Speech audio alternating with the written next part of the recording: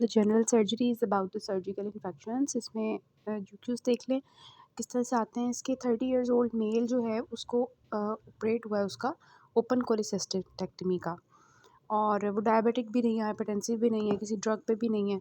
लेकिन fourth operative day पे क्या हुआ कि पेशेंट को जो है वो स्वेयर इंड्यूरेशन होगी और वो जो उसकी वूंड थी उसमें से पस निकलना शुरू हो गई। अब वूंड जो है जब उसको ओपन किया गया तो मल्टीपल डिब्राइडमेंट की जो है वो की गई। तो आपने बताना है कि साइंटिफिक नेम इन इन्फेक्शंस का क्या होता है जो सर्जिकल साइट पे हो जाते हैं। तो you will say this is surgical site infections होते हैं ये, ठीक है। अब हम किस तरह से इन इन्फेक्शंस को जो है अवॉइड कर सकते हैं, उन्होंने पूछा है। सो हम टॉपिक डिस्कस करते हैं बुक से। So surgical infections chapter number 23 from the Abdul Wahab Dogar is page number 187। So वो बताते हैं कि हमारे जो एनिमीज़ है ना इन दिस सर्जरी या medicine, that is fever, famine and war. तो इसमें से सबसे टेरेबल कौन सा फीवर है। तो इन्फेक्शन बताते हैं कि इन्फेक्शन क्या होता है। Invasion and multiplication of micro organisms like bacteria, viruses, parasites, जो कि नॉर्मली बॉडी में नहीं होते और आ जाते हैं और आके जो है ना इन्फ्लेमेटरी रिस्पॉन्स शुरू कर देते हैं। हमारी बॉडी जो इन्फ्लेमेटरी रिस्पॉन्स इनके अगेंस्ट शुरू कर देती है। बैक्टीरिया, वायरसेस आए होते हैं तो इसको हम इन्फेक्शन कहते हैं। जब हमारा ये बैक्टीरिया जो है जिन्होंने इन्फेक्शन कॉज किया होता है हमारी ब्लड स्ट्रीम में चले जाते हैं तो उसको हम बैक्टीरीमिया कहते हैं। ज़रूरी नहीं है कि जब बैक्टीरीमिया हो तो वो हमारा सेप्सिस की तरफ लीड करे और सर्ज करे, but it can lead to that, ठीक है। तो हम कुछ टर्म्स देखेंगे, ये नीचे जो लिखी हुई है टेबल 1 में। अबाउट सर्ज देखेंगे, सेप्सिस क्या होता है, सीवियर सेप्सिस क्या होता है, सेप्टिक शॉक क्या होता है और मोड्स क्या होता है, ये सारे हम देखेंगे, ठीक है। तो सर्ज क्या होता है, ये जितने भी हम चीज़ें पढ़ने लगे हैं अगर इसमें से आपके पास बॉडी में दो या दो से ज़्यादा चीज़ें आपको मिल रही हैं, it means it is surge. Surge is what, systemic inflammatory response syndrome. तो इट इज़ डिफाइंड, मतलब अगर पेशेंट को फीवर है 100 से ज़्यादा या लेस दैन 36 डिग्रीज़ है, अगर उसका हार्ट रेट जो है वो 90 से ज़्यादा है, अगर उसका रेस्पिरेटरी रेट जो है वो 20 से ज़्यादा है, अगर उसकी हमने CBC करवाई है और जी वो हमें मिल रहा है 12,000 से ज़्यादा, तो इन सब में मतलब एबनॉर्मल वाइट सेल काउंट होना चाहिए। जो नॉर्मल है उससे मतलब 4,000 टू 11,000 होता है ना नॉर्मल काउंट। अगर 4,000 से कम है, 12,000 से ज़्यादा है, मतलब एबनॉर्मल WBCs हैं। तो इसको हम क्या कहेंगे, इनमें से दो से ज़्यादा होंगे, fever, heart rate, respiratory rate और WBCs। इन चारों को हमने देखना है। अगर इन चारों में से आपको इन चीज़ों में से दो से ज़्यादा मिल रहे हैं, it means it is systemic inflammatory response syndrome. It is non specific. क्यों होता है? Infection, ischemia, inflammation, trauma, infection, spear insults, ठीक है। तो ये जो है ना हो जाता है। फिर आता है सेप्सिस। सेप्सिस क्या होता है कि अगर सर्ज जो है ना उसमें इन्फेक्शन हो भी सकता है, नहीं भी हो सकता। सेप्सिस में क्या है, अगर सर्ज के साथ साथ मतलब वो जो ऊपर वाली चीज़ें हैं उनमें fever, heart rate, respiratory rate, WBCs abnormal, इनके साथ साथ अगर आपको इन्फेक्शन भी मिल रहा है तो दैट इज़ सेप्सिस, ठीक है। डॉक्यूमेंटेड और सस्पेक्टेड इन्फेक्शन प्लस जो है क्या है, सिस्टेमिक मैनिफेस्टेशन ऑफ इन्फेक्शंस आ रही हैं, ठीक है। इसमें क्या होगा, प्रोकैल्सिटोनिन एलिवेट होगा, सी रिएक्टिव प्रोटीन एलिवेटेड होगी और इसके अलावा हाइपरग्लिसीमिया होगा उन लोगों के अंदर जो कि डायबिटिक नहीं थे, और ऑल्टर्ड मेंटल स्टेटस भी हो जाएगा ऊपर वाली चीज़ों के साथ साथ। CRP एलिवेटेड है, hyperglycaemia in those without diabetes, altered mental status, तो ये सारी जो है सेप्सिस में होती हैं। अब स्वीयर सेप्सिस हम कब कहेंगे, जब ऊपर वाली दो चीज़ें हों, सर्ज और सेप्सिस, प्लस ऑर्गन डिसफंक्शन भी हो गया। ऑर्गन डिसफंक्शन का कैसे का पता चलेगा, हमने ABGs करवाई और उसके अंदर ऑक्सीजन ड्रॉप हुई हुई है, किडनी का कैसे पता चलेगा, उसका ओलिगोयूरिया होगा, 0.5 ml पर kg से कम होगा हमारा यूरिन आउटपुट 2 घंटे में, डिस्पाइट फ्लूइड रिससिटेशन, और क्रेटिनिन का लेवल 0.5 से ज़्यादा होगा, कोगुलेशन एबनॉर्मलिटीज़ आ रही होंगी, प्लेटलेट्स ड्रॉप हुए होंगे, INR बढ़ा होगा, PTT ज़्यादा हुआ होगा, मतलब कोगुलेशन प्रॉब्लम है, इसके अलावा हेपेटिक डिसफंक्शन है, मतलब एलिवेटेड बिलीरुबिन है। पैरालिटिक आइलियस है और डिक्रीज्ड कैपिलरी रिफिल और सिंक स्किन मॉटलिंग है। मतलब स्फीयर सेप्सिस में हम देख लेंगे ऊपर वाली दो चीज़ें, मतलब सर्ज और सेप्सिस है, प्लस उसके ऑर्गन डिसफंक्शन है। ऑर्गन डिसफंक्शन का कैसे पता चलेगा? हम किडनी को देखने के लिए ओलिगोयूरिया देखेंगे और क्रेटिनिन लेवल देखेंगे। लंग्स को देखने के लिए हम एबीजीज करवा लेंगे, जिसमें हम ऑक्सीजन देखेंगे, उसका प्रेशर। लिवर को देखने के लिए एलएफटीज करवा लेंगे, डिक्रीज कैपिलरी रिफिल होगा, पैरालिटिक आइलियस होगा। तो ये सारी चीज़ें, और इसके अलावा सीबीसी में कोगुलेशन एब्नॉर्मलिटीज़ होंगी। तो दे show their is organ dysfunction along with the sepsis. ठीक है। सेप्टिक शॉक में क्या होगा? हाइपोटेंशन हो जाएगी पेशेंट को। हम फ्लूइड रिससिटेशन करते जा रहे हैं, लेकिन पेशेंट को फिर भी हाइपोटेंशन है। ठीक है, ये हाइपर लैक्टिनीमिया है।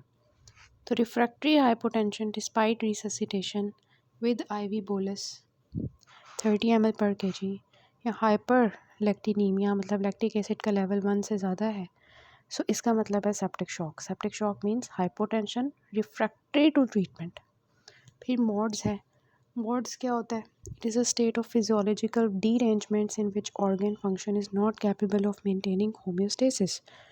तो मोड्स क्या होता है? मल्टी ऑर्गन जो है ना डिसफंक्शन सिंड्रोम, जिसमें क्या होता है कि फिजियोलॉजिकल डिरेंजमेंट्स इतनी ज़्यादा हो जाती हैं कि होम्योस्टेसिस मेंटेन ही नहीं होता। सर्स क्या था? उन चारों में से जो है 2 या 2 से ज़्यादा जो हमने देखे हैं। सेप्सिस क्या है? Surge plus infection. Sphere sepsis क्या है? Sepsis plus organ dysfunction. Septic shock में हाइपोटेंशन, हाइपरलैक्टिनीमिया। हाइपोटेंशन ऐसी है कि फ्लूइड रिससिटेशन के बावजूद हो रही है। और मॉड्स क्या है? जिसमें वो होम्योस्टेसिस नहीं मेंटेन कर रहा। तो ये सारी चीज़ें हैं, surge sepsis, sphere sepsis, septic shock और मल्टी ऑर्गन डिसफंक्शन सिंड्रोम। वो कहते हैं कि हमने क्यों सर्ज को जो एक्सप्लेन किया, to define the clinical response to non-specific insult of either infectious or non-infectious origin। अब हमने बात करनी है सर्जिकल साइट इन्फेक्शंस की, जिसमें से यूक्यूज़ आते होते हैं, आपने देखा भी है। तो डेफिनेशन क्या है देखें। अब आपने बहुत ध्यान से देखना है कि सर्जिकल साइट इन्फेक्शंस हम कब कहते हैं कि ये सर्जिकल साइट इन्फेक्शन है और कब नहीं कहते। एक बंदे की सर्जरी हो रही है और उसके 30 दिन के अंदर अंदर, मतलब 1 महीने के अंदर अंदर जो है, साइट ऑफ सर्जरी के ऊपर अगर इन्फेक्शन हो रहा है, जहाँ पे सर्जरी है उस जगह पे होना चाहिए, 30 दिन के अंदर अंदर होना चाहिए अगर कोई इम्प्लांट नहीं है, लाइक मैश, ग्राफ्ट, हार्डवेयर। लेकिन अगर कोई इम्प्लांट है तो फिर 1 साल के अंदर अंदर होना चाहिए। ठीक है, तो नो इम्प्लांट 30 डेज, इम्प्लांट है तो 1 ईयर के अंदर अंदर साइट ऑफ सर्जरी पे इन्फेक्शन होना चाहिए, तो फिर हम उसको कहेंगे ये सर्जिकल साइट इन्फेक्शन है। किसी को इम्प्लांट नहीं है और उसको 2 महीने बाद इन्फेक्शन हो रहा है तो हम उसको नहीं कहेंगे ये सर्जिकल साइट इन्फेक्शन है। किसी को इम्प्लांट है और 2 साल बाद हो रहा है तो हम नहीं कहेंगे कि उसको सर्जिकल साइट इन्फेक्शन है। समझ आई? और उस साइड पे होना चाहिए जहाँ पे सर्जरी हुई है, किसी और जगह पे नहीं। हम कहेंगे कि सर्जरी इसकी पेट में हुई थी, इन्फेक्शन इसको बाजू में हो रहा है तो हम कहेंगे सर्जिकल साइट इन्फेक्शन। नो, समझ आई? तो अब इसकी जो हम इन्फेक्शंस को फर्दर क्लासीफाई करते हैं एनाटॉमिकल लोकेशन। सुपरफिशियल भी हो सकते हैं, डीप इन्फेक्शंस भी हो सकते हैं। ये आपको फिगर दिखाई हुई है, skin, subcutaneous tissue, deep soft tissue जिसमें फेशिया मसल्स आ जाते हैं और नीचे ऑर्गन्स हैं। तो अगर सुपरफिशियल को हम कब कहेंगे? जब स्किन और सबक्यूटेनियस टिश्यू इन्वॉल्व हो रहा है, उसको हम कहते हैं सुपरफिशियल। यहाँ तक जो होगा दिस इज़ सुपरफिशियल, स्किन और सबक्यूटेनियस टिश्यू जिसमें इन्वॉल्व हो रहा है। और अगर जिसमें फेशिया प्लस जो हमारे मसल्स हैं, सॉफ्ट टिश्यूज़ हैं नीचे वाले सारे, वो अगर इन्वॉल्व हो रहे हैं, ऑर्गन्स इन्वॉल्व हो रहे हैं, तो उन सबको हम कहेंगे दिस इज़ डीप इन्फेक्शन। ठीक है, डीप इंसिजनल जो होता है उसमें फेशियल मसल लेयर्स आ जाते हैं और ऑर्गन स्पेस इन्फेक्शंस में ऑर्गन वाले हो जाते हैं। मतलब इसको हम इस तरह से क्लासीफाई करेंगे कि अगर हम इसको दोबारा से बनाएं तो ये सुपरफिशियल इन्फेक्शंस होंगे जिसमें स्किन और सबक्यूटेनियस टिश्यू है, जिसमें deep soft facial muscles involve हो रहे हैं, ये हमारे होंगे डीप इन्फेक्शंस, और जिसमें ये नीचे वाला बिल्कुल ऑर्गन स्पेस इन्फेक्शंस हैं जिसमें ऑर्गन्स इन्वॉल्व हो रहे हैं, ये हमारे होंगे ऑर्गन स्पेस इन्फेक्शंस। ठीक है, 3 में हम डिवाइड करते हैं। 47% केसेस में सुपरफिशियल होते हैं, 23% जो है डीप होते हैं, और बाकी 30% जो है ऑर्गेनिक होते हैं, ऑर्गेन रिलेटेड होते हैं। ठीक है, उसके बाद वो बताते हैं कि सर्जिकल साइड इन्फेक्शन जो हैं वो क्या करते हैं कि मेजर ऑपरेशंस को बहुत ज़्यादा कॉम्प्लिकेट कर देते हैं, और मोस्ट कॉमन नोज़ोकोमियल इन्फेक्शंस हैं among the surgical patients. Risk factors क्या होंगे सर्जिकल साइड इन्फेक्शंस के? प्री ऑपरेटिव फैक्टर्स हो सकते हैं, इंट्रा ऑपरेटिव फैक्टर्स हो सकते हैं, पोस्ट ऑपरेटिव फैक्टर्स हो सकते हैं। प्री ऑपरेटिव क्या होंगे? क्यों एक पेशेंट को सर्जिकल साइट पे इन्फेक्शन हो गया कि उसका ऑपरेशन करने से पहले हमने ख्याल ही नहीं रखा, हमने उसकी प्रॉपर हॉस्पिटलाइजेशन जो है उसमें हमने सेफ ही नहीं किया कुछ, जिसकी वजह से इन्फेक्शन हो गया। हॉस्पिटलाइजेशन के दौरान प्रोफिलैक्टिक एंटीबायोटिक्स हमने नहीं दी। प्री ऑपरेटिव में जो है उसकी हमने सही तरह स्किन ही नहीं साफ़ की जहाँ पे हमने इन्फेक्शन सर्जरी करनी थी। इंट्रा ऑपरेटिव में क्या था, इतना लंबा ऑपरेशन था, मतलब तकरीबन 24 घंटे का ऑपरेशन था। ठीक है, या वहाँ पे वो जो वुंड कंटेमिनेशन, मतलब हमने सफाई का ख्याल नहीं रखा ऑपरेशन के दौरान, वुंड हेमिस्टेसिस नहीं की, टिश्यू डैमेज है। पोस्ट ऑपरेटिव क्या हो सकता है, कोई डायबिटिक था, उसका हमने कंट्रोल ही नहीं किया ग्लूकोज, इंसियन केयर नहीं की, वुंड सर्विलेंस नहीं की। पेशेंट फैक्टर्स क्या हो सकते हैं? जी हमने तो सब कुछ ठीक किया था, प्री ऑपरेटिव इंट्रा ऑपरेटिव कोई मसला नहीं था, पोस्ट ऑपरेटिव हमने बहुत ख्याल रखा पेशेंट का। पेशेंट के अंदर अपना मसला है, उसको पहले से कोई इन्फेक्शन चल रहा था बॉडी में, या वो डायबिटिक था, या वो इम्यूनो कॉम्प्रोमाइज़ था किसी भी स्टेट में, स्टेरॉइड्स ले रहा था, स्मोकिंग कर रहा है, अच्छा खाना खा पी नहीं रहा, मैलनरिश्ड है, तो ऑब्वियसली उसको रिस्क है ना सर्जिकल साइड इन्फेक्शंस का। फिर सम रिस्क फैक्टर्स जो हैं उसमें क्या है, रेडिली मॉडिफाइबल है। फॉर एग्ज़ाम्पल अगर वो उसको प्री एग्जिस्टिंग इन्फेक्शन है उसका हम अच्छा सा ट्रीटमेंट करें तो उसको हम इससे बचा सकते हैं, वेयर अदर्स और नॉट। फॉर एग्ज़ाम्पल पेशेंट को मॉर्बिडिटीज़, इनको तो हम चेंज नहीं कर सकते, कुछ चीज़ें मॉडिफाई की जा सकती हैं, कुछ हम नहीं कर सकते। अब इन्होंने उसी को क्लासीफाई कर लिया। मॉडिफाइबल रिस्क फैक्टर्स क्या हैं?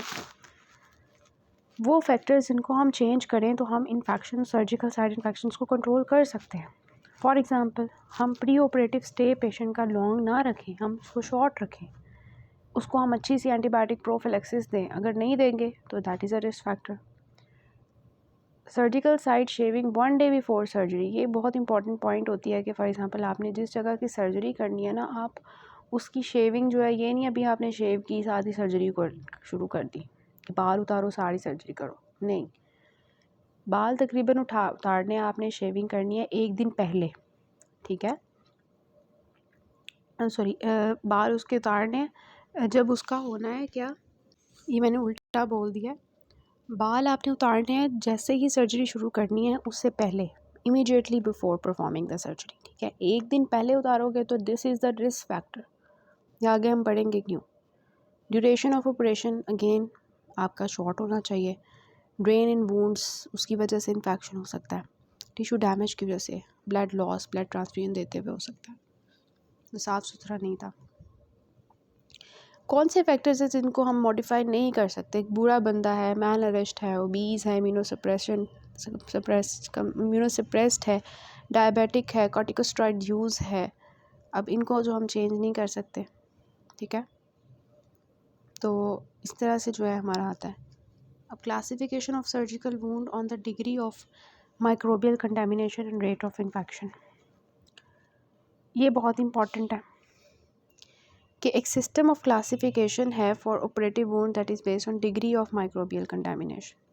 कितना माइक्रोबियल कंटेमिनेशन है। अभी तक हमने देखा कि डिफरेंट हमने टर्म्स पढ़ी हैं, इन्फेक्शन क्या होता है, बैक्टीरियमिया क्या होता है, और डिफरेंट टर्म्स हमने पढ़ी हैं, सर्स, सेप्सिस, स्पीयर सेप्सिस और मॉड्स। ठीक है, इसके अलावा हमने देखा कि सर्जिकल साइट इन्फेक्शंस क्या होती हैं, कब हम कहते हैं कि ये सर्जिकल साइट इन्फेक्शन है।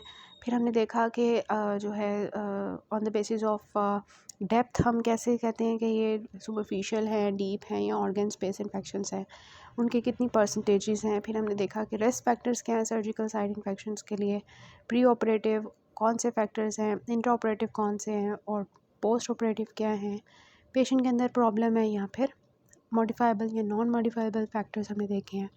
अब हमने देखना है कि माइक्रोबियल कंटामिनेशन कितनी है, उसकी बेसिस पे क्लासिफिकेशन हमने करनी है।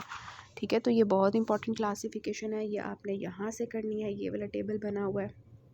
ठीक है, क्लीन, क्लीन, कंटामिनेटेड, कंटामिनेटेड और डर्टी। ठीक है, क्राइटेरिया क्या है क्लीन का? सबसे पहले वो ऑपरेशंस जिसमें कोई इन्फ्लेमेशन हमें नहीं मिल रही, रेस्पिरेटरी, एलिमेंट्री और जेनिटो यूरिनरी ट्रैक्ट्स जो हैं उसमें कोई भी एंट्री हमने नहीं की ऑपरेशन के दौरान।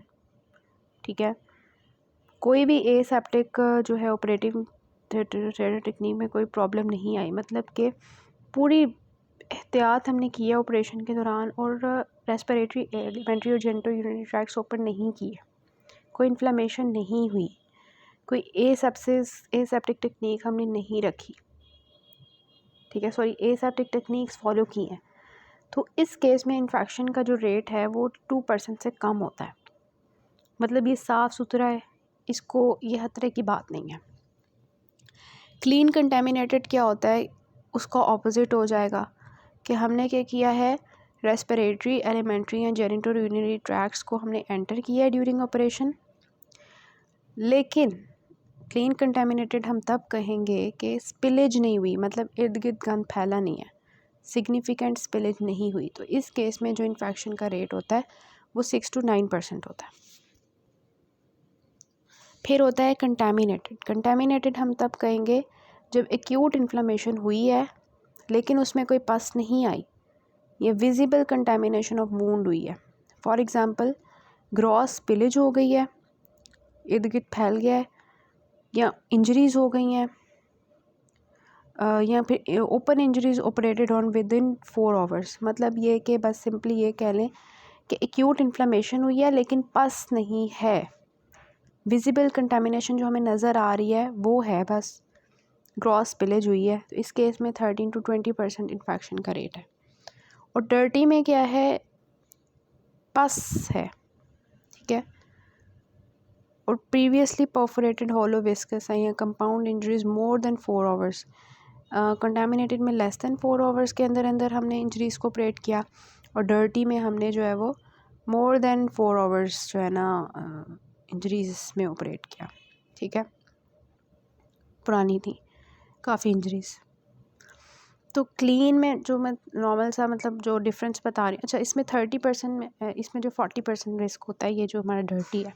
ठीक है, तो इसका जो है ना क्या आपको समझ आया? क्लीन क्या है, जिसमें इन्फ्लेमेशन नहीं है, respiratory, alimentary, genito urinary tracts enter नहीं हुए। क्लीन कंटेमिनेटेड क्या है कि इसमें ये सारे एंटर हो गए हैं और सिग्निफिकेंट स्पिलेज नहीं है। कंटेमिनेटेड में ग्रॉस स्पिलेज है, एक्यूट इन्फ्लेमेशन है लेकिन विदाउट पस है, और ओपन इंजरीज़ जो हैं, कंपाउंड इंजरीज़, उनको हमने वो 4 आवर्स के अंदर अंदर ऑपरेट हो गई हैं। डर्टी में क्या है कि उसमें पस आ गई है और जो इंजरीज़ हैं कंपाउंड या ओपन वो 4 घंटे से ज़्यादा देर की है। ठीक है, तो ये हमारी जो है ना होती है कि infection rate 2% 6 to 9%, 13 to 20% and 40%। तो अब हमारी 4 क्लासेस होती हैं, ये जो हमने देखी है ना, इंक्रीजिंग रिस्क ऑफ, मतलब ये हमारी जो है ना क्लासिफिकेशन है कि इस तरह की सर्जिकल वूंड होगी तो इन्फेक्शन का रेट कितना होगा। ठीक है, अब ये जो हमारा क्लासिफिकेशन थी ये तब हमने किया है कि जब हमने प्रोफिलैक्टिक एंटीबायोटिक्स नहीं दी। इस केस में इन्फेक्शन का रिस्क ऑब्वियसली ज़्यादा होगा, लेकिन क्योंकि अब हम ऑपरेशन करने से पहले पेशेंट को प्रोफिलैक्टिक एंटीबायोटिक्स दे देते हैं क्लीन और क्लीन कंटामिनेटेड वूंड्स में टू प्रिवेंट इन्फेक्शन। जो क्लीन है और क्लीन कंटामिनेटेड उसमें हम देते हैं तो इन्फेक्शन प्रिवेंट कर सकते हैं फ्रॉम पैथोजेंस प्रेजेंट स्किन और पर्टिकुलर ट्रैक्ट। ठीक है, वेयर एज जो हमारे पास कंटामिनेटेड या डर्टी वूंड्स हैं, इन केस में हम प्रोफिलैक्टिकली अगर एंटीबायोटिक्स देंगे तो कुछ ठीक नहीं होगा, हमें थेराप्यूटिक एंटीबायोटिक्स जो है वो 5 से 7 दिन का कोर्स करवाना पड़ेगा। ठीक है, अब हमने कैसे पता लगाना है कि स्वेरिटी कितनी है सर्जिकल साइट इन्फेक्शंस की, तो उसके लिए हमारे पास दो स्कोरिंग स्कोर सिस्टम्स होते हैं। एक ए सेप्सिस होता है जो हमें बताता है कि इन्फेक्शन कितना ख़तरनाक है, और दूसरा हमारा जो है वो एक और होता है साउथहैम्पटन वुंड स्कोरिंग सिस्टम। तो ए सेप्सिस के लिए सिंपल आपने जो है ना ये निमोनिक याद रखना है। ए सेप्सिस में A for additional treatment, S for serious discharge, E for erythema, P for purulent exudate, S for separation of deep tissue, I for isolation of bacteria, S for stay as in patient over 14 days। कि ये quantitatively हम score करते हैं कि हमारी wound infection जो है वो कितनी जो है वो फैली हुई है, ठीक है। उसके बेसिस पे हम स्कोर बना लेते हैं, पॉइंट्स दे देते हैं। जैसे आपको ये बताया हुआ है कि अगर इतना स्कोर होगा तो इसका मतलब कि खुद ब खुद ये हील कर सकता है, ठीक है। 0 to 10, अगर 11 to 20 स्कोर है तो अब हीलिंग में प्रॉब्लम है। अगर 20 to 30 है तो माइनर वूंड इन्फेक्शन है। अगर 31 to 40 है तो मॉडरेट वूंड इन्फेक्शन है। अगर 40 से ज़्यादा है तो सीवियर वूंड इन्फेक्शन है। सेटिस्फैक्ट्री हीलिंग, खुद ब खुद ठीक होगा। डिस्टर्बेंस हुई है थोड़ी बहुत, माइनर है, मॉडरेट है, सीवियर है, ठीक है। उसके बाद दूसरा होता है साउथहैम्पटन वुंड स्कोरिंग सिस्टम। ये इतना इंपॉर्टेंट नहीं है, बस मैं जल्दी से इसको गो थ्रू कर रही हूँ। ग्रेड 0 में क्या है, नॉर्मल हीलिंग है। ग्रेड 1 में क्या है, नॉर्मल हीलिंग जो है वो होगी लेकिन थोड़ी बहुत रेडनेस होगी। ग्रेड 2 में क्या है कि रेडनेस के साथ साथ इन्फ्लेमेशन होगी। ग्रेड 3 में क्या है कि सीरियस डिस्चार्ज आ रहा है। ग्रेड 4 में पस आ रही है। ग्रेड 5 में जो है वो डीप और सीवियर वुंड इन्फेक्शन है और हीमाटोमा बन गया जिसको हमने एस्पायरेशन करनी है। मतलब सबसे पहले नॉर्मल है, फिर रेड है, फिर इन्फ्लेमेशन है, उसके साइंस आ रहे हैं, फिर सीरियस डिस्चार्ज है, फिर पस है, फिर हीमाटोमा बन गया, ठीक है। अब जो ए सेप्सिस सिस्टम था उसका मकसद ये था कि हम वुंड्स को जो है वो असेस करें, जो कि कार्डियोथोरेसिक सर्जरी में हम वुंड्स होते हैं ना उनको। लेकिन साउथहैम्पटन जो है ये हमारा पोस्ट ऑपरेटिव असेसमेंट के लिए यूज़फुल होता है। फिर मेजर और माइनर जो है एसएसआईज, इसमें यह है कि जो मेजर वुंड इन्फेक्शन है आपका एमसीक्यूज में आ सकता है। हमें कैसे पता चलेगा कि कोई वुंड है वो मेजर है, उसमें मेजर इन्फेक्शन हुआ है। अगर हमें उसमें पस मिल रही है, अगर हमें जो है साथ में सिस्टेमिक प्रॉब्लम मिल रही है, मतलब उसको फीवर, ल्यूकोसाइटोसिस, टैकीकार्डिया मिल रहा है और वो बहुत देर से हॉस्पिटल में पड़ा हुआ है, इसका मतलब ये मेजर वुंड इन्फेक्शन है। बहुत देर से हॉस्पिटल पड़ा है, सिस्टेमिक इलनेस है और बहुत ज़्यादा पस आ रही है, इट इज़ मेजर। अगर उसमें से जो है डिस्चार्ज आ रहा है पस या फिर सीरियस फ्लूइड, लेकिन कोई सिस्टेमिक प्रॉब्लम नहीं है और वो जल्दी घर चला गया, तो this is minor wound infection, ठीक है। उसके बाद सेवेरिटी की बेस पे हम करते हैं कि अगर जो है हमारा कम्युनिटी से रिक्वायर हुआ है, इंडोजनस इन्फेक्शन है, तो दिस इज़ प्राइमरी। और अगर सोर्सेज, ठीक है, और अगर वो ऑपरेशन थिएटर से या वार्ड से या कंटेमिनेशन ड्यूरिंग सर्जरी हुई तो दिस इज़ सेकेंडरी। मतलब अगर वो घर से लेके आ रहा है, अपनी गलती है पेशेंट की, दिस इज़ प्राइमरी, और अगर वो हॉस्पिटल की गलती है तो दिस इज़ सेकेंडरी। इस तरह समझ लें, ठीक है। सो अब नेक्स्ट पार्ट से हम बाकी करते हैं।